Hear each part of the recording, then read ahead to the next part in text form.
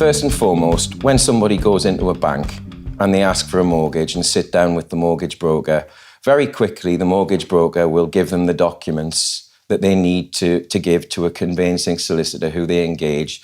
And the conveyancing solicitor will soon sit them down and say, okay, this is a situation. You have to sign this mortgage deed in order to secure the funds to buy the house. So if you do that now, it'll all go through. So they sign on the dotted line, and that document is taken by the bank and deposited in a private account, and they then pretend to lend that money back to the customer at compound interest for 25 years. In other words, the mortgage deed that is signed is the credit that's created. It creates the credit. And then that credit, they pretend to lend back at compound interest for 25 years.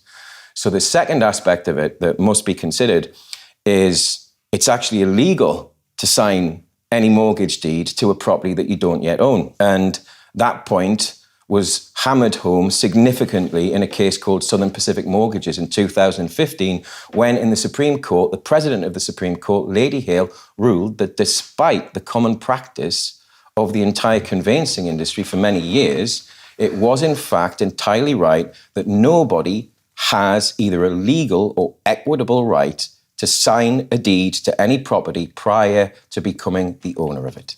The third bit is that generally they're given these deeds to sign and take home, or they're sent the deeds in the post.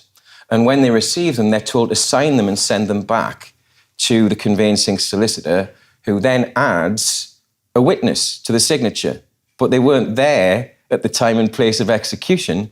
So again, it's another fraud. On virtually every mortgage deed, the witness was not there at the time it was signed, and they have to be.